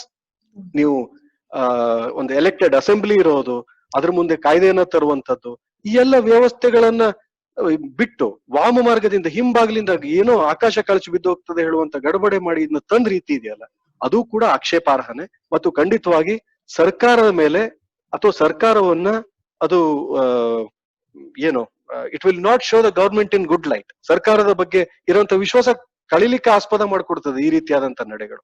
ಹಾಗಾಗಿ ಅಮೆಂಡ್ಮೆಂಟ್ಗಳು ಕೂಡ ಅದನ್ನ ಸಾಮಾಜಿಕವಾದಂತ ಆಂಗಲ್ ಇಂದ, ವ್ಯಾವಹಾರಿಕವಾದಂತ ಆಂಗಲ್ ಇಂದ ಮತ್ತು ಆಡಳಿತಾತ್ಮಕವಾದಂತ ಆಂಗಲ್ ಇಂದ ಅಷ್ಟೇ ಅಲ್ಲ, ಮತ್ತು ಅದನ್ನ ತಂದು ಅಮೆಂಡ್ಮೆಂಟ್ ತಂದಂತ ರೀತಿ ಏನಿದೆ ಇದೆಲ್ಲದೂ ಕೂಡ ಒಬ್ಬ ಜವಾಬ್ದಾರಿಯುತ ನಾಗರಿಕನಾಗಿ ರಾಜ್ಯದ ಮತ್ತು ದೇಶದ ಹಿತವನ್ನ ಬಯಸುವಂತ ಒಬ್ಬ ನಾಗರಿಕನಾಗಿ ನಾನಂತೂ ಒಪ್ಕೊಳ್ಳೋದಿಲ್ಲ. ಖಂಡಿತವಾಗಿ ಬಹಳಷ್ಟು ವಿಚಾರಗಳನ್ನ ನೀವು ಹೇಳಿದ್ರಿ. ಈ ಹಿನ್ನೆಲೆಯಲ್ಲಿ ನಮ್ಗೆ ಮನಸ್ಸಿಗೆ ಬಂದಂತಹ ಇನ್ನೊಂದು ಪ್ರಶ್ನೆ ಅಂತಂದ್ರೆ, ನೀವು ಸ್ವಯಂ ಕೃಷಿಕರಾಗಿದ್ದೀರಿ, ಅದು ಮಲೆನಾಡಿನಂತಹ ಪ್ರದೇಶದಲ್ಲಿ. ಸೊ ಈ ಒಂದು ತಿದ್ದುಪಡಿಗೆ ಕೃಷಿ, ಸಾಮಾಜಿಕ ಹಾಗೂ ಅಲ್ಲದೆ ಪರಿಸರದ ದೃಷ್ಟಿಯಿಂದಲೂ ಸಹ ಇದಕ್ಕೊಂದು ಆಯಾಮ ಇದೆ ಅಂತ ಹೇಳಿ ನಾನು ಓದಿದ್ದೇನೆ. ಯಾಕಂತಂದ್ರೆ ಕೈಗಾರಿಕಾ ಅಭಿವೃದ್ಧಿ ವ್ಯಾಖ್ಯಾನದಲ್ಲಿ ತಿದ್ದುಪಡಿ ತರಬೇಕಾದ್ರೆ ಮೈನಿಂಗ್ ಸಹ ಇದರಲ್ಲಿ ಗಣಿಗಾರಿಕೆಯನ್ನ, ಸಣ್ಣ ಪ್ರಮಾಣದ ಗಣಿಗಾರಿಕೆಯನ್ನ ಕೂಡ ಸೇರಿಸಲಾಗಿದೆ. ಸೊ ಈ ಒಂದು ಸ್ಪೆಸಿಫಿಕ್ ಪ್ರೊವಿಷನ್ ಏನಿದೆಯಲ್ಲ ಅದು ಮಲೆನಾಡಿನ ರೈತರ ಮೇಲೆ ಅಥವಾ ಮಲೆನಾಡಿನ ಕೃಷಿ ಭೂಮಿಯ ಮೇಲೆ ಯಾವ ರೀತಿ ಪರಿಣಾಮವನ್ನ ಬೀರಬಹುದು ಅಂತ ಹೇಳಿ ನೀವು ನೋಡ್ತಿದ್ದೀರಿ? ಖಂಡಿತವಾಗಿ ನಾನು ಹೇಳಿದ್ನಲ್ಲ, ಈ ಕೃಷಿಯ ಭೂಮಿಯನ್ನ ಕೃಷಿಯೇತರ ಚಟುವಟಿಕೆಗಳ ಕಡೆಗೆ ತಿರುಗಿಸ್ಲಿಕ್ಕೆ ಇದೊಂಥರ this has become a gateway, ಮಹಾದ್ವಾರ ಆಗ್ಬಿಟ್ಟಿದೆ. ಬರೇ ಮಲೆನಾಡಷ್ಟೇ ಅಂತಲ್ಲ, ಈಗ ಉದಾಹರಣೆಗೆ ಬಳ್ಳಾರಿ ಜಿಲ್ಲೆನ ನೀವು ತೆಗೆದುಕೊಂಡು ನೋಡ್ಬೋದು. ಅಲ್ಲಿ ರಿಚ್ ಇನ್ ಫೆರಸ್ ಇದು ಓರ್ ಇದು ಏನು ಕಬ್ಬಿಣದ ಅದಿರಿಗೆ ಫೇಮಸ್ ಆದಂತ ಜಾಗ. ಅರಣ್ಯ ಪ್ರದೇಶದಲ್ಲಿ ಅತಿಕ್ರಮಣ ಅರಣ್ಯ ಪ್ರದೇಶದಲ್ಲಿ ಅದಿರಿನ ಮೈನಿಂಗ್ ಆಗ್ತಾ ಇತ್ತು. ಹಾಗಂತ ಅಲ್ಲಿ ಅಕ್ಕಪಕ್ಕದಲ್ಲಿರುವಂತ ರೈತರ ಜಮೀನಲ್ಲೂ ಕಬ್ಬಿಣ ರಿಚ್ ಇರುವಂತ ಅದಿರು ಸಿಗುವಂತ ಜಾಗಗಳಿದೆ. ನಾಳೆ ಅವುಗಳನ್ನ ಅದಿರಿನ ಆಸೆಗಾಗಿ ರೈತರನ್ನಷ್ಟು ಡಿಸ್ಪ್ಲೇಸ್ ಮಾಡಿ ಆ ಜಾಗಗಳನ್ನ ಖರೀದಿ ಮಾಡುವಂತ ಹೆದರಿಕೆ ಇದ್ದೇ ಇದೆಯಲ್ವಾ? That will become a reality ಆಗ್ತದೆ. ಅದೇ ರೀತಿಯಲ್ಲಿ ಉತ್ತರ ಕನ್ನಡ ಜಿಲ್ಲೆಯಲ್ಲೂ ಕೂಡ ಮೈನಿಂಗ್ ಇರಬಹುದು, ಅಥವಾ ಇನ್ನೊಂದು ಉತ್ತರ ಕನ್ನಡ ಜಿಲ್ಲೆ ನೀವು ಹೆಸರನ್ನ ನೀವು ಹೇಳಿದ್ರಿ. ಉತ್ತರ ಕನ್ನಡ ಜಿಲ್ಲೆ ಇಂಡಸ್ಟ್ರಿಗೆ ಪೂರಕವಾದಂತ ಜಾಗ ಅಲ್ಲ ಇದು. ಮತ್ತೆ ನಮ್ಮ ಜನ ಇಂಡಸ್ಟ್ರಿಗಳನ್ನ ಅಥವಾ ದೊಡ್ಡ ದೊಡ್ಡ ಕೈಗಾರಿಕಾ ಇದು ಏನು ಪರಿಸರಕ್ಕೆ ಆಪತ್ತನ್ನ ತಂದೊಡ್ಲಿಕ್ಕೆ ಸಾಧ್ಯ ಇರುವಂತ ಇಂಡಸ್ಟ್ರಿಗಳನ್ನ ಜಿಲ್ಲೆ ಬಹಳ ಬಲಯುತವಾಗಿ ನಾವು ವಿರೋಧ ಮಾಡ್ಕೊಂಡು ಬಂದಂತ ಜಿಲ್ಲೆ. ಆ ಎಲ್ಲ ಹಿಸ್ಟ್ರಿಗೆ ಇದು ಮಾರಕವಾಗಿದೆ. ಈಗಿನ ಪರಿಸ್ಥಿತಿ ಏನಿದೆ, ಕೃಷಿಯೇತರ ಭೂಮಿಯನ್ನ ತೆಗೆದುಕೊಂಡಂತವನು, ಆ ಕೃಷಿ ಭೂಮಿಯನ್ನ ತೆಗೆದುಕೊಂಡಂತವನು ಕೃಷಿಯೇತರ ಚಟುವಟಿಕೆಗಳಲ್ಲಿ ತೊಡ್ಕೊಳ್ತಾನೆ ಅಂದ್ರೆ ಅದು ಏನೇ ಆಗಿರ್ಬೋದು. He may put up an industry there, he may put up a mining site there. ಅಂದ್ರೆ ಉದ್ದಿಮೆ ಪ್ರಾರಂಭ ಮಾಡಬಹುದು, ಕಾರ್ಖಾನೆಯನ್ನ ಹಾಕಬಹುದು, ಅಥವಾ ಏನನ್ನೇ ಮಾಡಬಹುದು. ಈ ಮೂಲಭೂತವಾಗಿ ಫ್ಲಾ ಏನಿದೆ ಅಂತಂದ್ರೆ, ಖರೀದಿ ಮಾಡಿದಂತ ಜಾಗದ ಕನ್ವರ್ಷನ್ ಬಗ್ಗೆ ಯಾವುದೇ ಸೇಫ್ ಗಾರ್ಡ್ ಇಲ್ಲದೆ ಹೋದಂತ ಟೈಮ್ ಅಲ್ಲಿ ನಾಳೆ ಏನ್ ಬೇಕಾದ್ರೂ ಆಗ್ಬಹುದು. ಮೈನಿಂಗ್ ಅನ್ನು ಮಾಡಬಹುದು, ಕಾರ್ಖಾನೆಯನ್ನು ಹಾಕಬಹುದು, ಏನ್ ಬೇಕಾದ್ರೂ ಮಾಡಬಹುದು. ಮತ್ತೆ ಯಾರು ಖರೀದಿ ಮಾಡ್ತಾರೋ ಅವರು ಆರ್ಥಿಕವಾಗಿ ಸಶಕ್ತರಾಗಿರೋದಕ್ಕಾಗಿ ಜನರ ವಿರೋಧ ಮಾಡುವಂತ ಶಕ್ತಿಯನ್ನು ಕುಗ್ಗಿಸ್ಲಿಕ್ಕೆ ಅವ್ರ ಹತ್ರ ಬೇಕಾದಷ್ಟು ದಾರಿಗಳು ಕೂಡ ಇರ್ತದೆ. ನಾನು ಅದಕ್ಕೆ ನಿಮ್ಗೆ ಹೇಳಿದೆ, ಒಂದು ದೊಡ್ಡ ಮಾಫಿಯಾ ಕ್ರಿಯೇಟ್ ಆಗತ್ತೆ ಹೇಳುವಂತದ್ದು. ಅದು ಆದ್ಮೇಲೆ ಜನಕ್ಕೆ ಗೊತ್ತಾಗತ್ತೆ. ದುರ್ದೈವ, ಜನ ಇದನ್ನ ವಿರೋಧಿಸಬೇಕಾಗಿತ್ತು, ಆದ್ರೆ ಜನ ವಿರೋಧಿಸ್ಲಿಕ್ಕೆ ಟೈಮೇ ಕೊಡ್ಲಿಲ್ಲ. ನೋಡಿ, ಈ ಆಕ್ಟ್ ಅನ್ನ ಅಮೆಂಡ್ಮೆಂಟ್ ಅನ್ನ ತಂದಿರುವಂತ ಟೈಮ್ ಅನ್ನ ನೋಡಿ. ಜನಕ್ಕೆ ತಮ್ಮ ಜೀವ ಉಳಿಸ್ಕೊಳ್ಳುವಂತದ್ರ ಬಗ್ಗೆ ಅಷ್ಟೇ ಕಾಳಜಿ ಇರುವಂತ ಸಂದರ್ಭ ಕೋವಿಡ್ ಪ್ಯಾಂಡಮಿಕ್ ಇರೋದಕ್ಕಾಗಿ. ಹೌಸ್ ಸಿಟ್ಟಿಂಗ್ ಅಲ್ಲಿಲ್ಲ, ಹೌಸ್ ಅನ್ನ ಕನ್ವೀನ್ ಮಾಡಕ್ ಆಗೋದಿಲ್ಲ. ಇಂಥ ಟೈಮಲ್ಲಿ ತರಬೇಕಾ ಇದನ್ನ ಚರ್ಚೆ ಇಲ್ಲದೆ? ಈ ಒಟ್ಟಿನಲ್ಲಿ 10 ಹಲವು ಅಪಾಯಗಳಿಗೆ, ಅದು ಕೃಷಿಗೆ ಸಂಬಂಧಪಟ್ಟಂತ ಅಪಾಯ ಇರಬಹುದು, ಸಾಮಾಜಿಕವಾದಂತ ಪಿಡುಗನ್ನ ತರುವಂತ ಅಪಾಯ ಇರಬಹುದು, ಎಲ್ಲದಕ್ಕೂ ದಾರಿ ಹಾಕೊಟ್ಟಂಗಂತೂ ಆಗಿದೆ. ಇದನ್ನ ಇಂಥ ಕಾಯ್ದೆಯನ್ನ ರಾಜಕೀಯ ಕಾರಣಕ್ಕಾಗಿ ಸಪೋರ್ಟ್ ಅನ್ನ ಹೇಗೆ ಮಾಡ್ತಾರೋ ನನಗೇನು ಗೊತ್ತಾಗೋದಿಲ್ಲ. Although a healthy debate is always welcome. ಒಂದು ಒಳ್ಳೆಯ ಚರ್ಚೆ ಆಗಬೇಕು. ಅದು ಜನಸಾಮಾನ್ಯರಲ್ಲಿ ಇರಬಹುದು, ವಿಧಾನ ಏನು ಶಾಸಕಾಂಗದಲ್ಲಿ ಇರಬಹುದು, ಚರ್ಚೆಗಳಾಗಬೇಕು. ಆದ್ರೆ ಈ ಕಾಯ್ದೆಯನ್ನು ಕೂಡ ಸಪೋರ್ಟ್ ಮಾಡ್ಕೊಳ್ಳೋ ಏಕೈಕ ಕಾರಣದಿಂದ ಸಪೋರ್ಟ್ ಮಾಡ್ಲಿಕ್ಕೆ ಹೇಗೆ ಸಾಧ್ಯ ಅನ್ನೋ ನನಗಂತೂ ಗೊತ್ತಾಗಲ್ಲ. ಈ ಕಾಯ್ದೆಯನ್ನ ಸಪೋರ್ಟ್ ಮಾಡುವ ವಿಚಾರ ಬಂದಾಗ ಆಲೋಚನೆ ಬಂದಿದ್ದು 2011ರಲ್ಲಿ ನೀತಿ ಆಯೋಗ ಭೂ ಸುಧಾರಣಾ ಕಾನೂನುಗಳಲ್ಲಿ ಬದಲಾವಣೆ ತರಬೇಕು ಅಂತ ಹೇಳಿ ಸಲಹೆಗಳನ್ನ ಕೊಟ್ಟಿದ್ರಲ್ಲಿ, ಅದರಲ್ಲಿ ಒಂದು ಸಲಹೆ ಅಂತಂದ್ರೆ ಭೂಮಿಯನ್ನ ಗುತ್ತಿಗೆ ಕೊಡುವಂತಹ ಕಾನೂನುಗಳಲ್ಲಿ ಹೆಚ್ಚಿನದಾದಂತಹ ರಿಲ್ಯಾಕ್ಸೇಷನ್ ಅನ್ನ ಕೊಡ್ಬೇಕು ಅಂತ ಹೇಳಿ. ಈ ಕಾನೂನಿನಲ್ಲಿ ಆ ಒಂದು ರೀತಿಯ ಸಾಧ್ಯತೆ ಕೂಡ ಇದೆ. ಸೊ ಆ ಒಂದು ಏನ್ ಹೇಳ್ತೀರಾ, ಒಂದು ಲಿಮಿಟೆಡ್ ಒಂದು ಪ್ರೋಸ್ ಇಲ್ಲ, ಲಿಮಿಟೆಡ್ ಒಂದು ಲಾಭದಾಯಕವಾದಂತಹ ಒಂದು ಪ್ರೊವಿಷನ್ ಕೂಡ ಇದರಲ್ಲಿ ಇದೆ ಅಂತ ಹೇಳಿ ನೀವು ಒಪ್ಕೊಳ್ತೀರಾ, ಅಥವಾ ಹೇಗಿದನ್ನ? ನೋಡಿ, ನೀತಿ ಆಯೋಗದ ಉದ್ದೇಶ ಏನು ಹೇಳುವಂತದ್ದು ಮುಖ್ಯ. ನೀತಿ ಆಯೋಗದ ಉದ್ದೇಶ ರೈತರು ಡಿಸ್ಪ್ಲೇಸ್ ಆಗಬಾರ್ದು, ರೈತರು ಒಂದು ಕಮ್ಯುನಿಟಿಯಾಗಿ ಅವರು ಗಣನೆಗೆ ಒಳಗಾಗದೆ ಇರೋ ರೀತಿಯಲ್ಲಿ ಆಗಬೇಕು ಹೇಳುವಂತ ಉದ್ದೇಶ ಖಂಡಿತ ಇರ್ಲಿಕ್ಕೆ ಸಾಧ್ಯ ಇಲ್ಲ. ನೀತಿ ಆಯೋಗದ ಉದ್ದೇಶ ನನಗನ್ಸೋ ಪ್ರಕಾರ it is as simple as that. ಏನು, ಕೃಷಿ ಭೂಮಿಯ ಸದ್ಬಳಕೆ ಆಗಬೇಕು, ಹೆಚ್ಚು ಕೃಷಿ ಉತ್ಪಾದನೆ ಆಗಬೇಕು, ಕೃಷಿ ಲಾಭದಾಯ ಆಗಬೇಕು ಹೇಳುವಂತದ್ದಷ್ಟೇ ತಾನೆ. ಅದೇ ಕಾರಣದಿಂದ ಮಾಡ್ತಾ ಇರುವಂತದ್ದು ತಾನೇ ಈ ಆಕ್ಟ್ ಅನ್ನ, ಅಮೆಂಡ್ಮೆಂಟ್ ಅನ್ನ. ನಾನು ಅದನ್ನೇ ಕೇಳಲಿಕ್ಕೆ ಇಷ್ಟಪಡ್ತೇನೆ. ಭೂ ಸುಧಾರಣೆ ಕಾಯ್ದೆಯಿಂದ ಅದನ್ನ ತರ್ಲಿಕ್ಕೆ ಸಾಧ್ಯನಾ? ಕೃಷಿಯನ್ನ ಉತ್ತೇಜಿಸ್ಲಿಕ್ಕೆ ನೀವೇನ್ ಮಾಡಿದ್ದೀರಿ ಇದನ್ನ ನೋಡ್ಬೇಕಲ್ವಾ. ನಾನು ಯಾವತ್ತೂ ಪ್ರತಿಪಾದನೆ ಮಾಡ್ಕೊಂಡು ಬಂದಿದ್ದೇನೆ, ರೈತರಿಗೆ, ಕೃಷಿ ಉತ್ಪನ್ನಗಳಿಗೆ, ಕೃಷಿ ಭೂಮಿಗೆ ಇವತ್ತು ಯೋಗ್ಯವಾದಂತ ಸೂಕ್ತವಾದಂತ ವಿಮೆ ವ್ಯವಸ್ಥೆ ಇದೆಯಾ, ಇನ್ಶೂರೆನ್ಸ್ ಇದೆಯಾ? ಇವತ್ತಿಗೂ ಕೂಡ ನಾನು ಹೇಳ್ತೇನೆ, insurance is based on weather. ಈಗ ನಾವೇನಿಲ್ಲಿ ಬೆಳೆ ಸಾಲ ತೆಗೆದುಕೊಳ್ತಾ ಇದ್ದೇವೆ, ಅದಕ್ಕೆ ನಾವು ಪ್ರೀಮಿಯಂ ಅನ್ನ ಕಟ್ಟಿ ನಮಗೆ ಇನ್ಶೂರೆನ್ಸ್ ಸಿಗೋದು ನಾವು ಬೆಳೆದಂತ ಬೆಳೆ ಅದರಲ್ಲಿ ನಮ್ಗೆ ನಷ್ಟ ಆಗಿದೆಯೋ ಲಾಭ ಆಗಿಯೋದ್ರ ಆಧಾರದ ಮೇಲೆ ಅಲ್ಲ, ಮಳೆ ಎಷ್ಟು ಬಂದಿದೆ ಹೇಳೋ ಆಧಾರದ ಮೇಲೆ ನಮಗೆ ಇನ್ಶೂರೆನ್ಸ್ ನ ಕ್ಲೇಮ್ಗಳು ಸಿಗ್ತಾ ಇದೆ. ಎಷ್ಟು ಕೃಷಿ ಉತ್ಪಾದನೆಗಳಿಗೆ ನಾವು ಯೋಗ್ಯವಾದ ಬೆಲೆಯನ್ನ ಕೊಟ್ಟಿದ್ದೀವಿ, ಮಿನಿಮಮ್ ಸಪೋರ್ಟ್ ಪ್ರೈಸ್ ಅನ್ನು ಎಷ್ಟನ್ನ ಕೊಟ್ಟಿದ್ದೀವಿ. ಇವತ್ತು ಸರ್ಕಾರ ಯಾರು ಹಸುವಿನಿಂದ ಇರಬಾರ್ದು ಅಂತ ಹೇಳಿ ಬಡ ಕುಟುಂಬಗಳಿಗೆ 7 ಕೆಜಿನೂ 10 ಕೆಜಿನೂ ಅಕ್ಕಿಯನ್ನ ಕೊಡ್ತಾ ಇದಾರೆ ಹೇಳುವಂತದ್ದನ್ನ ನೋಡ್ತೀವಿ. ಭತ್ತ ಬೆಳೀತಾ ಇರೋ ರೈತನಿಗೆ ಎಷ್ಟು ರೇಟ್ ಸಿಗ್ತಾ ಇದೆ ನಾವು ಯೋಚನೆ ಮಾಡಿದೀವ? ಇವತ್ತು ಸಿದ್ದಾಪುರ ತಾಲೂಕಿನ ದಕ್ಷಿಣ ಭಾಗದಲ್ಲಿ ಭತ್ತವೇ ಇರುವಂತ ಏರಿಯಾ, ಭತ್ತವನ್ನು ಬಿಟ್ಟು ಬೇರೆ ಏನು ಬೆಳೆಯೋದಿಲ್ಲ. ಇವತ್ತಿಗೂ ಸಹಿತ 1 ಕೆಜಿ ಭತ್ತಕ್ಕೆ 12-13 ರೂಪಾಯಿಗಿಂತ ಹೆಚ್ಚು ರೇಟು ರೈತನಿಗೆ ಸಿಗ್ತಾ ಇಲ್ಲ. ಅದಕ್ಕಿಂತ ಹೆಚ್ಚಿನ ರೇಟು ರದ್ದಿಗೆ ಸಿಗ್ತದೆ. ನೆನಪಿರ್ಲಿ, ನಮಗ್ ಬೆಳೆದೇ ಹೋದಂತ ಪೇಪರಿಗೆ 15 ರೂಪಾಯಿ ಇವತ್ತು ರೇಟ್ ಇದೆ ರದ್ದಿಗೆ. ರದ್ದಿಗಿರುವಂತ ಬೆಲೆ ಕೂಡ ರೈತನಿಗೆ ಸಿಗ್ತಾ ಇಲ್ಲ. ಫುಡ್ ಪ್ರಾಡಕ್ಟ್, ಅನ್ನ ಹೇಳುವಂಥದ್ದು ನಮ್ಮ ದೇಶದ ಪ್ರಮುಖವಾದಂತ ಆಹಾರ ಪದಾರ್ಥ. ನೀವು ಇದನ್ನ ಅಡ್ರೆಸ್ ಮಾಡಿದ್ದೀರಾ? ಈಗ ಇದೇನಾಯ್ತು, ನೀತಿ ಆಯೋಗದ ಉದ್ದೇಶ ಆಹಾರ ಉತ್ಪಾದನೆಯನ್ನ ಸ್ಟೆಬಿಲೈಸ್ ಮಾಡ್ಬೇಕು ಅಥವಾ ಹೆಚ್ಚು ಮಾಡ್ಬೇಕು, ರೈತರು ಚೆನ್ನಾಗಿರ್ಬೇಕು ಹೇಳುವಂತ ಉದ್ದೇಶ ಅಂತ ನಾನು ಅನ್ಕೋತೇನೆ, ಅಸ್ಯೂಮ್ ಮಾಡ್ತೇನೆ. ನಾನಾಗ್ಲಿ ನೀವಾಗ್ಲಿ ಯಾರಾದ್ರೂ ಅದನ್ನೇ ಅಸ್ಯೂಮ್ ಮಾಡ್ಬೇಕು. ಅದನ್ನ ಬಿಟ್ಟು ಕೃಷಿಯನ್ನ ಉತ್ತೇಜಿಸಿ ಕೃಷಿ ಸಮುದಾಯ ಕೃಷಿಯನ್ನ ಬಿಟ್ಟು ಲ್ಯಾಂಡ್ ಗಳನ್ನ ಫ್ಯಾಲೋ ಬಿಡಬಾರ್ದು ಅಂತ ಹೇಳಿ. ಈಗ ಉತ್ಪಾದನೆಗೆ ಯೋಗ್ಯವಾದಂತ ಜಾಗ ಖಾಲಿ ಇರಬಾರ್ದು, ಅದು ವರ್ಷಾದ್ಯಂತ ಅದರಲ್ಲಿ ಬೆಳೆಯನ್ನ ಬೆಳೀತಾ ಇರಬೇಕು ಹೇಳೋದನ್ನ ಎನ್ಶೂರ್ ಮಾಡ್ಲಿಕ್ಕೆ. ಅದು ಈ ರೈತ ಸರಿ ಇಲ್ಲ, ಮತ್ತೊಬ್ಬ ಈ ಜಾಗದಲ್ಲಿ ಬರ್ಲಿ ಹೇಳೋದ್ರಿಂದ ಆ ಸಮಸ್ಯೆ ಬಗೆಹರಿಯುತ್ತೆ. ಫುಡ್ ಪ್ರೊಡಕ್ಷನ್ ಸ್ಟೆಬಿಲೈಸ್ ಆಗ್ಬೇಕು ಅಂತಾದ್ರೆ, ಆಹಾರ ಉತ್ಪಾದನೆ ಹೆಚ್ಚಾಗ್ಬೇಕು ಅಂತಾದ್ರೆ, ರೈತನ ಗುಣಮಟ್ಟ, ರೈತನ ಜೀವನದ ಮಟ್ಟ ಚೆನ್ನಾಗಿರ್ಬೇಕು ಅಂತಾದ್ರೆ ಅದನ್ನ ಭೂ ಸುಧಾರಣೆ ಕಾಯ್ದೆ ಅಂತೂ ಅದನ್ನ ತರ್ಲಿಕ್ಕೆ ಸಾಧ್ಯ ಇಲ್ಲ. ಕೃಷಿ ಕ್ಷೇತ್ರದ ಉನ್ನತಿಯೇ ಅದನ್ನ ಮಾಡ್ಲಿಕ್ಕೆ ಸಾಧ್ಯ ಇದೆ. ಬಿಟ್ರೆ ನೀವು ಈ ಕಾಯ್ದೆಗಳನ್ನ ತರುವಂತ ಹುಮ್ಮಸ್ಸು, ಮಾಡರ್ನೈಸೇಷನ್ ಅಥವಾ ಸಸ್ಟೈನಬಲ್ ಅಗ್ರಿಕಲ್ಚರ್ ಬಗ್ಗೆ ಅಥವಾ ಕೃಷಿಯನ್ನ ಮಾಡ್ತಾ ಇರೋನು ಕೃಷಿಯನ್ನ ಬಿಟ್ಟು ಹೋಗ್ಬಾರ್ದುಗಳನ್ನ ತಂದು ಇಡೀ ವ್ಯವಸ್ಥೆಯನ್ನೇ ಅಲ್ಲೋಲ ಕಲ್ಲ ಮಾಡುವಂತ ಅಗತ್ಯ ಯಾಕಿತ್ತು? ಹಾಗಾಗಿ ನೀತಿ ಆಯೋಗದ ಉದ್ದೇಶ ರೈತನ ಮತ್ತು ಕೃಷಿಯ ಉನ್ನತಿ ಆಗಿತ್ತು ಹೇಳುವಂತದ್ದನ್ನೇ ಅಸ್ಯೂಮ್ ಮಾಡಿಕೊಂಡು ಆ ಉದ್ದೇಶ ಈ ಅಮೆಂಡ್ಮೆಂಟ್ ಗಳಿಂದ ಖಂಡಿತವಾಗಿ ಕೈಗೂಡೋದಿಲ್ಲ ಹೇಳುವಂತದ್ದು ನನ್ನ ಬಲವಾದ ನಂಬಿಕೆ. ಈಗ ಹೇಳಿದಾಗೆ ನೀವು ಬಹಳಷ್ಟು ರೀತಿಲಿ ಇದಕ್ಕೆ ಈ ಒಂದು ತಿದ್ದುಪಡಿಗೆ ವಿರೋಧ ಬರ್ಬೇಕಿತ್ತು ಅಥವಾ ಬರ್ಲಿಕ್ಕೆ ಒಂದು ಸಮಯ ಇಲ್ಲದೆ ಇದು ಕಾನೂನಾಗಿ ಬಂದಿದೆ ಈಗ.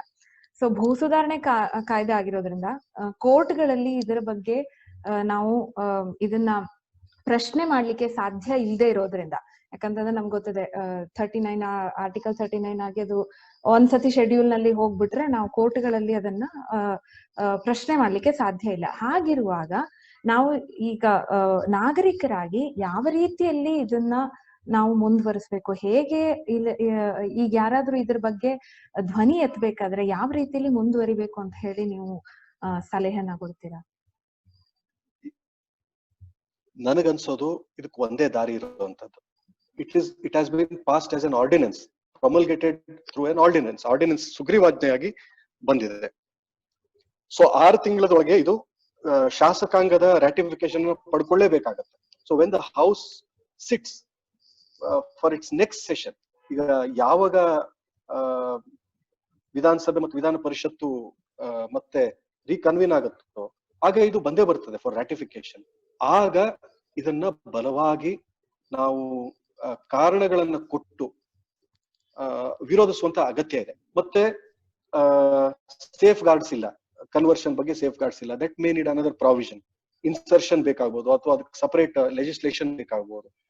ಒಟ್ಟಿನಲ್ಲಿ ಸುಗ್ರೀವಾಜ್ಞೆಯನ್ನ ಹಾಗೆ ಇಡ್ಬೇಕು ಅಂತಿಲ್ಲ. ಈಗ ಹೌಸ್ ಆ ನಿರ್ಧಾರಕ್ಕೆ ಬಂದ್ರೆ ಯಾವುದು ಈ ಸುಗ್ರೀವಾಜ್ಞೆ ಅದರ ಉದ್ದೇಶವನ್ನು ಪೂರೈಸ್ತಾ ಇಲ್ಲ ಅಂತಂದ್ರೆ ಖಂಡಿತವಾಗಿ house can recall this ordinance. Through the governor ಅದನ್ನು ಮಾಡ್ಲಿಕ್ಕೆ ಸಾಧ್ಯ ಇದೆ. ನಾನು ಕೇಳೋದಿಷ್ಟೇ, ಆ ಆಡಳಿತ ಪಕ್ಷದಲ್ಲಿರುವಂತವ್ರು ಅವರ ಪಕ್ಷಕ್ಕಿಂತ ಹೆಚ್ಚಾಗಿ ಅವರ ಕಾನ್ಸ್ಟಿಟ್ಯೂಯೆಂಟ್ಸ್ ಬಗ್ಗೆ ಲಾಯಲ್ಟಿಯನ್ನ ಬೆಳೆಸ್ಕೊಳ್ಳಿ. ಈ ಟೈಮಲ್ಲಿ ತಮ್ಮ ಕ್ಷೇತ್ರದ ಜನತೆಗೆ ತೊಂದರೆ ಆಗ್ತದೆ ಹೇಳುವಂತ ಉದ್ದೇಶದಿಂದ ಅವರ ಪಕ್ಷದ ಅಫಿಲಿಯೇಷನ್ ಮೀರಿ ಯೋಚನೆ ಮಾಡುವಂತ ಅಗತ್ಯ ಇದೆ. ಪ್ರತಿಷ್ಠೆ ಬೇಡ.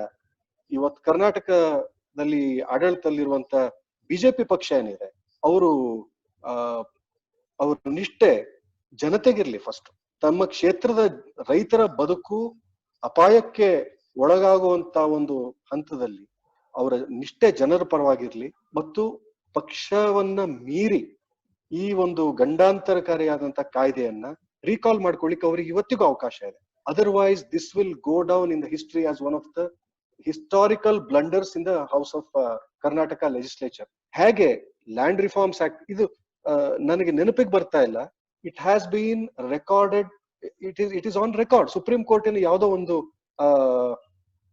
ಜಡ್ಜ್ಮೆಂಟ್ ಅಲ್ಲೋ ಇದನ್ನ ಉಲ್ಲೇಖ ಮಾಡಿದ್ದಾರೆ. ಕರ್ನಾಟಕ ರಾಜ್ಯದ 2 ಫ್ಲಾಗ್ಶಿಪ್ ಲೆಜಿಸ್ಲೇಷನ್ಸ್ ಅಂತ ಹೇಳಿ, ಕರ್ನಾಟಕ ಲ್ಯಾಂಡ್ ರಿಫಾರ್ಮ್ಸ್ ಆಕ್ಟ್ ಒಂದು, ಆಮೇಲೆ ಪಂಚಾಯತ್ ರಾಜ್ ಆಕ್ಟ್ ಒಂದು. ಇಂಥ ಫ್ಲಾಗ್ಶಿಪ್ ಲೆಜಿಸ್ಲೇಷನ್ ಆತ್ಮವನ್ನೇ ಕಿತ್ತು ರೈತ ಸಮುದಾಯವನ್ನ, ಕೃಷಿ ಉತ್ಪಾದನೆಯನ್ನ ಮತ್ತು ಸಾಮಾಜಿಕ ಗಂಡಾಂತರವನ್ನ ತಂದೊಡ್ಲಿಕ್ಕಿರುವಂತ ಈ ಕಾಯ್ದೆಯನ್ನ ತಾವು ಜಾರಿಗೆ ತಂದ್ವಿ ಹೇಳುವಂತ ಒಂದು ಕೆಟ್ಟ ಕಪ್ಪು ಚುಕ್ಕಿಯಿಂದ ಅವ್ರು ಪಾರಾಗ್ಲಿಕ್ಕೆ ಅವ್ರಿಗೆ ಇವತ್ತು ಇನ್ನೂ ಅವಕಾಶ ಇದೆ. ಹಾಗಾಗಿ ಈ ಸುಗ್ರೀವಾಜ್ಞೆಯನ್ನ ರೀಕಾಲ್ ಮಾಡ್ಕೊಳ್ಳೋ ನಿಟ್ಟಿನಲ್ಲಿ ನಾವು ಜನಸಾಮಾನ್ಯರು ನಮ್ಮ ಜನಪ್ರತಿನಿಧಿಗಳ ಮೇಲೆ ಅದು ಯಾವ ರೀತಿಯಲ್ಲಿ ಸಾಧ್ಯವೋ ಆ ರೀತಿಯಲ್ಲಿ ಒತ್ತಡವನ್ನ ಅಥವಾ ಏನು ಪ್ರೆಷರ್ ತಂದು ಆ ನಿಟ್ಟಿನಲ್ಲಿ ಅವರ ನಡ್ಕೊಳ್ಳೋ ರೀತಿಯಲ್ಲಿ ನೆಕ್ಸ್ಟ್ ಹೌಸ್ ಕೂತಾಗ, ಸೆಷನ್ ಅಲ್ಲಿ ಇದ್ದಾಗ ಆ ಬಗ್ಗೆ ನಾವು ಒತ್ತಡ ಹಾಕ್ಬೋದು. ವ್ಯಕ್ತಿಗಳು, ಸಂಘ ಸಂಸ್ಥೆಗಳು ಅಥವಾ NGOಗಳು ಇವೆಲ್ಲ ಕೂಡ ಈ ಒಂದು ರೀತಿಯಾದ ಜಾಗೃತಿಯನ್ನ ತಂದು ಸರ್ಕಾರದ ಮೇಲೆ, ಇಲ್ಲ ನೀವ್ ಯಾವ ದೃಷ್ಟಿಲಿ ಕಾಯ್ದೆಯನ್ನ ತಂದಿದಾರೋ ಗೊತ್ತಿಲ್ಲ, ಕೂಲಂಕುಷವಾಗಿ ಯೋಚನೆ ಮಾಡಿದ್ರೆ ನಮ್ಮ ರಾಜ್ಯದ ಪ್ರಗತಿಗೆ, ರೈತ ಸಮುದಾಯದ ಒಳಿತಿಗೆ ಇದು ಪೂರಕವಾಗಿಲ್ಲ ಹೇಳುವಂತ ಒಂದು ಮಾತನ್ನ ಅವರಿಗೆ ಮನದಟ್ಟು ಮಾಡಿಕೊಟ್ರೆ ತಪ್ಪೇನಿಲ್ಲ. ಅದ್ರಲ್ಲಿ ಎಷ್ಟೋ ಸಲ ತಂದಂತ ಕಾಯ್ದೆಗಳನ್ನ ವಾಪಸ್ ತಕ್ಕೊಂಡಿದ್ದಿದೆ, ಬಿಲ್ಗಳನ್ನ ಟೇಬಲ್ ಮಾಡದಂತ ಬಿಲ್ಗಳನ್ನ ವಾಪಸ್ ತೆಕ್ಕೊಂಡಿದ್ದಿದೆ, ಸುಗ್ರೀವಾಜ್ಞೆಯಿಂದ ಜಾರಿಯಾದಂತ ಏನು ಕಾಯ್ದೆಗಳನ್ನ ಹೌಸ್ ಕನ್ವೀನ್ ಆದಾಗ ಅದನ್ನ ಪರತ್ತು ತೆಕ್ಕೊಂಡಂತ ಉದಾಹರಣೆಗಳಿದೆ. ಹಾಗಾಗಿ ಇನ್ನೂ ತಡ ಆಗಿಲ್ಲ, ಎಚ್ಚೆತ್ಕೊಳ್ಳಿ. ನಾಳೆಗೆ ಉಂಟಾಗಿರ್ಲಿಕ್ಕೆ ಇರುವಂತ ಗಂಡಾಂತರವನ್ನ ಇವತ್ತೇ ತಡೆ. ಇದನ್ನ ನಾವು ಜನಸಾಮಾನ್ಯರು ನಮ್ಮ ಪ್ರತಿನಿಧಿಗಳ ಮೇಲೆ ಒತ್ತಡ ತರೋ ಮೂಲಕ ಮಾಡ್ಲಿಕ್ಕೆ ಸಾಧ್ಯ. ಬಹಳ ಚೆನ್ನಾಗಿ ನಮ್ಮ ನೋಡುಗರಿಗೆ ಹಾಗೂ ಕೇಳಿಗರಿಗೆ ಅರ್ಥವಾಗುವಂತ ರೀತಿಯಲ್ಲಿ ಈ ಕಾನೂನಿನ ಬಗ್ಗೆ ಇರುವಂತಹ ಸಾಮಾಜಿಕ ಹಾಗೂ ಕಾನೂನಿನ ಪರವಾಗಿ, ಕಾನೂನಿನ ಆಯಾಮದ ದೃಷ್ಟಿಯಿಂದ ನೀವು ಇದನ್ನ ವಿವರಿಸಿಕೊಟ್ಟಿದ್ದೀರಾ. ಹಾಗೂ ಜನರಿಗೆ ಹಾಗೂ ನಿಮ್ಗಿರುವಂತಹ ಕಾಳಜಿಗಳನ್ನ, ಈ ಆತಂಕಗಳನ್ನ ಹೇಳಿದ್ದೀರಾ. ಖಂಡಿತವಾಗಿ ಬೆಳೆಯುತ್ತಿರುವಂತಹ ಈ ಒಂದು ವೆಬ್ಸೈಟ್, ಈ ಒಂದು ಪುಟ್ಟ ಬಳಗಕ್ಕೆ ನಿಮ್ಮ ಸಂದರ್ಶನ ಕೊಡ್ಲಿಕ್ಕೆ ತಯಾರಾಗಿದ್ದಕ್ಕೆ ತುಂಬಾ ಧನ್ಯವಾದಗಳು. ಒಂದು ಪಾರ್ಟಿಂಗ್ ಶಾಟ್ ಕೊನೆಯದಾಗಿ ಹೇಳ್ತಾ ಇದ್ದೇನೆ, ನಿಮ್ಮ ಈ ಪ್ರಯತ್ನ ಏನಿದೆ, ಏನು ಒಂದು ಕನ್ನಡ ಭಾಷೆಯಲ್ಲಿ ಕಾನೂನಿನ ಜ್ಞಾನ ಕೊಡುವಂತ ವೆಬ್ಸೈಟ್ಗಳಾಗ್ಲಿ ಅಥವಾ ಪಾಕ್ಷಿಕಗಳಾಗ್ಲಿ ಪುಸ್ತಕಗಳಾಗ್ಲಿ ಕಡಿಮೆ ಇರುವಂತಹ ಸಂದರ್ಭದಲ್ಲಿ ನಿಮ್ಮ ಈ ಒಂದು ಪ್ರಯತ್ನ ಏನಿದೆ ಬಹಳ ಶ್ಲಾಘನೀಯವಾದಂಥದ್ದು. ಇದು ಲೀಗಲ್ ಫ್ರೆಟರ್ನಿಟಿಯಲ್ಲಿ ಆದಷ್ಟು ಹೆಚ್ಚು ಜನ ನೋಡ್ಲಿ. ಯಾಕಂದ್ರೆ ಎರಿಕ್ ಹಾಫರ್ ಒಂದ್ ಮಾತು ಹೇಳಿದ್ದಾರೆ ನೋಡಿ, ಏನು ನೀವು ಎಲ್ಲಿವರೆಗೆ ವಿದ್ಯಾರ್ಥಿಗಳಾಗಿರ್ತೀರೋ ಅಲ್ಲಿ ಬದುಕ್ತೀರಿ, ಯಾವಾಗ ನೀವು ತಿಳಿದವನು ಅಂತ ತಿಳ್ಕೊತಿರೋ ಅಲ್ಲಿಗೆ ನಿಮ್ ಜೀವನ ಮುಗಿತು ಹೇಳುವಂತ ಮಾತು. ಸಾಯೋವರೆಗೂ ಕೂಡ ಕಲಿಯುವಿಕೆ ಇದ್ದೇ ಇರ್ತದೆ. ಹಾಗಾಗಿ ಆ ನಿಟ್ಟಿನಲ್ಲಿ ನಿಮ್ಮ ಈ ವೆಬ್ಸೈಟ್ ಏನಿದೆ ಇದು ಲೀಗಲ್ ಫ್ರೆಟರ್ನಿಟಿಗೆ, ಅಂದ್ರೆ ನ್ಯಾಯವಾದಿಗಳ ಸಮೂಹಕ್ಕೆ, ಅದರಲ್ಲೂ ವಿಶೇಷವಾಗಿ ಕನ್ನಡದಲ್ಲಿ, ಯಾಕಂದ್ರೆ ಇವತ್ತಿಗೂ ಕೂಡ ಟ್ರಯಲ್ ಕೋರ್ಟ್ಸ್ ಏನಿದೆ, courts in the lower rungs, business transact ಆಗೋದು ಕನ್ನಡದಲ್ಲೇ. ಎಷ್ಟೋ ಲೀಗಲ್ ಕನ್ಸೆಪ್ಟ್ಸ್, ಲೀಗಲ್ ಟರ್ಮಿನಾಲಜೀಸ್, ಅದಕ್ಕೆ ಒಂದು ಕನ್ನಡದ ಒಂದು ಟಚ್ ಅನ್ನು ಕೊಟ್ಟು ಕನ್ನಡದ ಮೂಲಕ ಅದನ್ನ ಪ್ರಸಾರ ಮಾಡ್ತಾ ಇರೋದಕ್ಕಾಗಿ ಒಳ್ಳೆಯ ನಿಮ್ಮ ಪ್ರಯತ್ನ. ಇದು ಈ ನಿಮ್ಮ ಪ್ರಯತ್ನ ಯಶಸ್ಸುಗಳ ಮೆಟ್ಲ ಏರ್ಲಿ ಹೇಳುವಂತ ಹಾರೈಕೆಯನ್ನು ಕೂಡ ಮಾಡ್ತೇನೆ ಈ ಸಂದರ್ಭದಲ್ಲಿ. ಧನ್ಯವಾದಗಳು.